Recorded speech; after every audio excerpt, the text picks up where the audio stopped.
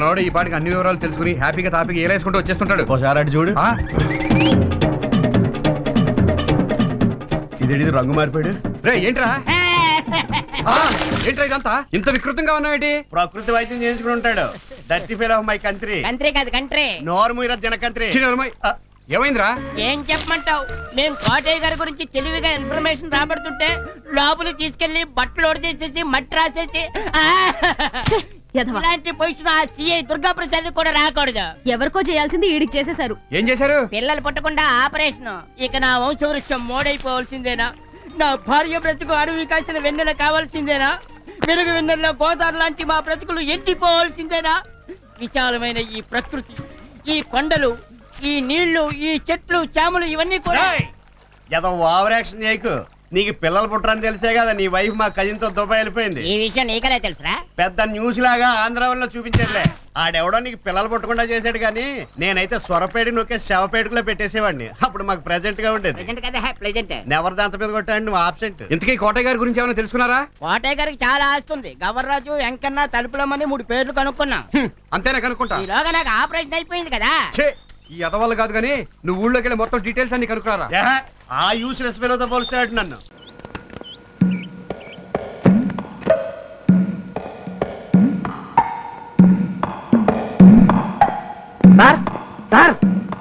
అదేంటి సార్ మన ఇంటికి ఎంట్రన్స్ అది కదా? ఎంట్రన్స్ అదేంటయ్యా, మేము ఉండేది పైన.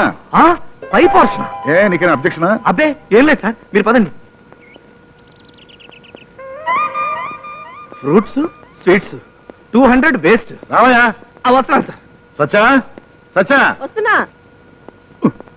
అమ్మయ్యా, మనిషిని తీసుకొచ్చారా? ఆ రత్తయ్య గారు చెప్పా పెట్టకుండా ఊరికి వెళ్ళిపోయాట. మనిషి లేడని నాకు ఒకటే టెన్షన్ గా ఉందండి. అబ్బా, నీకు పెద్దానికి టెన్షన్ పట్ట అలవాటు అయిపోయింది. నేను ఉన్నా కదా. ఇతను రాంబాబు అని మన కంపెనీలో ఉద్యోగం చేస్తున్నారు. ఈవిడ మా ఆవిడయ్యా. నీకు టవల్ కావాలా, లుంగి కావాలా? దేనికి సార్? కట్టుకోవడానికి. చిచి, నేను అలాంటివాడిని కాదు సార్. శివా, నువ్వు ఇలాగే మా ఇంటికి సున్నం కొడితే బట్టలు పాడైపోతాయని చెప్తుంటే. అంటే ఈ సున్నమంతా నేను మా మేడ కొట్టాలి. ఎంత 10 నిమిషాలు అయిపోతుంది. ఈ లోపల నేను మా ఆవిడ బజార్కి వెళ్ళొస్తాం. రాసొచ్చా? జీవితంలో నాకు తవలపాక సున్నం రాయడం కూడా చేత కాదు సార్. అది కూడా మా అమ్మే రాసిచ్చేది. Non sense. ఏమిటి నేనే ఇల్లు కట్టుకున్నానా, పురాణాలు తవ్వమన్నానా? బ్రహ్మచారి కాబట్టి సిబ్బిలో సొల్లు కొట్టుకున్నాం అంతే కదా. కొడతావా? కొడతాను సార్. రాంబాబు, సున్నం వేస్ట్ చేయకు. అసలు తక్కువగా ఉంది. అలాగే పై పైన రాయకు. చక్కగా చిక్కగా కొట్టు. పదండి వెళ్దాం. హే భగవాన్, ఏమిటిదంతా? నా చదువు ఏమిటి, నా ఉద్యోగం ఏమిటి, నేను చేస్తున్న పనేమిటి? వాడికి ఏమన్నా మెంటలు పెట్టావా, లేక నా ఫేసులో రవ్వంతా దోషం పెట్టావా?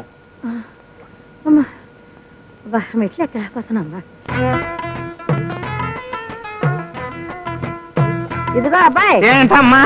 ఇక్కడ అయ్యాక కిందకి రా, మాకు కూడా కొడదు గాని. నీ పుట్టింట్లో కొట్టద్దా? ఏంటి నువ్వా? నువ్వు సున్నం కొట్టేవాడువా? మా ఆయన చేతి కింద పనిచేసే జవాన్ అన్నావు. నేను సున్నం కొట్టేవాణ్ణి, కుండలతో నీళ్లు మోసేవాణ్ణి, బలలు తుడిచేవాణ్ణి. అవును, యాపిల్స్ తిన్నారా? అరటి పళ్ళు తిన్నారా? అరటి పళ్ళు, స్వీటులు. ఇదిగోండి 3 మోర్లు పువ్వులు. ఆవిడ కొంచెం పిలుస్తారా? పిలవయ్యా. పిలుస్తా. ఇదిగోమ్మా. మీ ఆయన గారు పిలుస్తున్నారు. మా ఆయన వాడేవాడు? ఈయనే. ఏరా, నేను మీ ఆవిడ. ఆవిడతో ఏం చెప్పారు స్వామి? మీ ఆయన పిలుస్తున్నాడమ్మా అని చెప్పా. ఆవిడమా ఆవిడని నేను మీతో చెప్పానా? అదే కదా బాబు చెప్పావు, మా ఆవిడ్ని పిలవమని చెప్పావు. నీకు అలా వినిపించిందా? చూడ్డానికే ఘోర క్షిపణిలా ఉంది. ఆవిడ నాకు పెళ్ళామా? ఏంట్రా కొబ్బరికి వెళ్తామంటే ఎంతసేపు? అనుకోని దుర్ఘటన ఒకటి జరిగింది. గోవిందా, మీరా? ఈ క్యాండిడేట్ నీకు ముద్దే తెలుసా? ఆ రోజు స్టేషన్ లో పెద్ద మనిషిని కలిసానని చెప్పానే, ఈయన ఆయన. ఓ ఆయన. ఆ రోజు నీకే కాదు, ఇప్పుడే నాకు ఎలక్ట్రికల్ ట్రీట్మెంట్ ఇప్పించారు. అయినా మీరు ఇక్కడేం చేస్తున్నారు? సారీ అక్కయ్య గారు, మీరు ఒకసారి లోపల రండి. ఏమండి, రేపు నా వీడియో లైబ్రరీకి స్టేట్ బ్యాంక్ వాళ్ళు 2,15,000 లోన్ ఇస్తున్నారు. ముందు సెక్యూరిటీ డిపాజిట్ కింద ₹1,00,000 కట్టాలి. నా దగ్గర 78,000 ఉన్నాయి. మా గోపీచంద్ గారు ఊళ్ళో ఉన్నట్టయితే వాడి దగ్గర తీసుకునేవాడిని. అంచేత ఈ పాట పాడవలసిందే. కావాలంటే రేపు నాకు వచ్చే 2 లక్షలు మీకు లక్షిస్తాను. సైలెంట్ గా వడ్డీకి తిప్పుకుందరు కానీ ఇంకా వేరే మాట్లాడకండి. మరి ఇన్స్టాల్మెంట్ నెల కరెక్ట్ గా కట్టేయాలి. మీ గోపీచంద్ర అడ్డం పెట్టుకుని ఎగ్గొట్టాలని చూసావనుకో నేను ఒప్పుకోను. బలేవరే నా పాట 50,000. చీటీ పాట అనుకున్నావా, సినిమా పాట అనుకున్నావా? ఇదిగో దేవకరం, తీసుకునేది కాదు వదిలేసేది పాడాలి. బొత్తిగా నాలెడ్జ్ లేటుంది. ఇప్పుడు ఉదాహరణకి ఏమండి, ఏ సన్నాసితమైన పాడేసి ఎగ్గొట్టేసాడు అనుకోండి, ఏం చేస్తారు? పళ్ళు రాలగొడతాం. మనం రాలగొట్టాం ఎందుకు? పోలీసు రిపోర్ట్ ఇస్తే వాళ్ళే రాలగొడతారు. మీరు నోరు మూసుకోండి, తెలిసి తెలియని వాగుడు. ఇది లైసెన్స్ లేని బిజినెస్. పోలీస్ రిపోర్ట్ ఇస్తే ముందు మన పళ్ళు రాలగొడతారు. Correct correct. ఈ రిస్క్ ఏదో బాగానే ఉన్నట్టుందే. ఇది 50,000 రూపాయల చీటీ పాట. నా కమిషన్ 2,000. నా పాట 5,000. 7,000. 10,000. 12,100.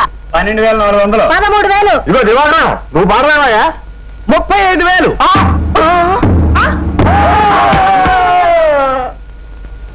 ఇదిగోనయ్యా, నెల కట్టడం మర్చిపోకే. థ్యాంక్స్. నా షాప్ ఓపెనింగ్ కి మీరంతా రావాలమ్మా. రిబ్బన్ కటింగ్ ఎవరో తెలుసా? ఎవరు పనికి మాని 80 ఉంటాడులే. మీరే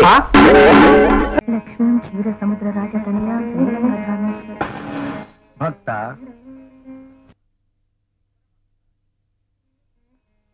ఏం డౌటా? ఈ అబ్బా అవతరాలు వచ్చే టైం అయింది, వచ్చి చాపలేచ్చావు. అలాగే వస్తున్నానండి. స్వీట్ ఆర్డర్ చేసావా?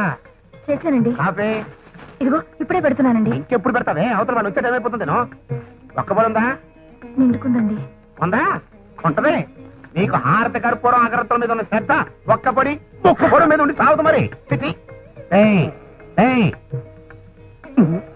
అమ్మనా కన్న కొడక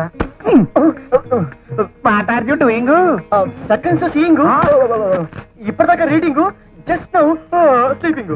గోయింగ్ షాపింగ్, ఒక్క పొడి స్టేకింగ్, వెంటనే కమింగ్. హలో, నమస్కారం నమస్కారం. దయచేయండి దయచేయండి. వచ్చారా?